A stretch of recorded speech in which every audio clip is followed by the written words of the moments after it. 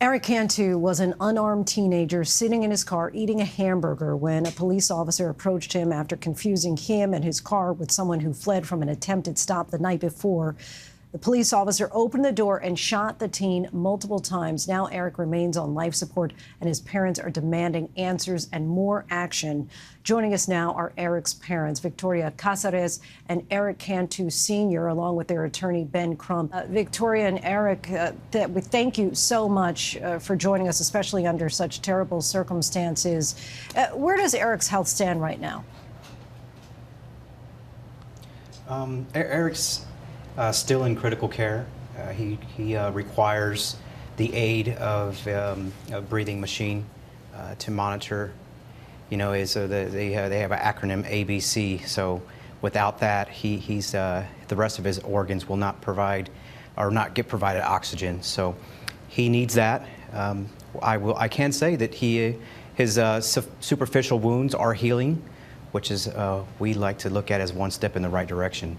But he still needs a lot of care. We don't know when this type of care is going to end. But I would say he's doing okay. And Attorney Crump, based on a press conference that you and Victoria and Erik had today, you're looking to take more action against not only the police department, but also the city. The police department did take swift action in firing and pressing charges against the former officer. What else would you like to see happen at this point? Well, Linsey, first of all, the family is focused on Erik's life being preserved. He's still on life support. Sure. And so this was their first time speaking today. And they are seeking justice. They want accountability not only for their family and their son, but they also want change. They're praying for change so this won't happen to anybody else's child. The motto that we have adopted is we have to get justice for Erik Cantu because it could happen to you. Victoria, you said that Erik was profiled and violently injured as a result. What would you say to people who may be reluctant to believe that this is an instance of your son being profiled because he's Hispanic? I believe he was profiled because the officer felt like he was an easy target. There was some talk with the DA meeting that we had previously last week that actually gave us some more insight of why we felt that he was being profiled. Erik, if you want to go ahead and shed light on what was communicated to us. What was communicated to us from the report from former Officer Brennan, that he identified a Hispanic male with a bowl haircut. You know, that was his reasoning on his introduction the way he did the next day at the McDonald's, is he believed he saw another young man that fit the description of a Hispanic with a bowl-style haircut.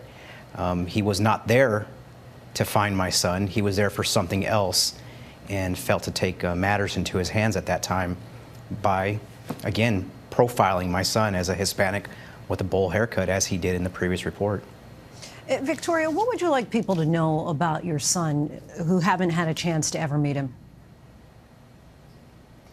Erik is a vibrant, brilliant, strong man who has so much ambition to be, you know, anything that he can be. He's determined. He's so caring, he's so loving, and he's fighting so he can show everybody who he is. We ask, you know, not only for justice, but we're asking for Erik to live. That's our main ask right now, is we really need Erik to push through and to make it and live. How are you coping as a mom? You know, every day is a miracle that Erik is here. I feel blessed that Erik has had the willpower to stay with us, to fight. It's an emotional roller coaster, as every day is just not promised for Erik. And it's very hard on not just me, but, you know, his family, his friends and supporters out there It's something that we're not easily going to forget and be able to get over quickly. It's going to take a lot of support from everybody and continued prayers. Is he expected to make a full recovery? What are doctors telling you? The doctors cannot give us any type of time frame. They say it's all up to Erik, and we don't know. He's fighting. There's no promises, there's no guarantees, but we haven't lost faith. We're hoping, we're optimistic that he's going to do this. Well, our thoughts and prayers certainly go out to you and your son, Victoria Casares, Erik Cantu, and attorney Ben Crump. We thank you so much for your time and wishing you all the best. Thank you. Thank you. Hi, everyone. George Stephanopoulos here. Thanks for checking out the ABC News YouTube channel. If you'd like to get more videos, show highlights, and watch live event coverage, click on the right over here to subscribe to our channel. And don't forget to download the ABC News app for breaking news alerts. Thanks for watching.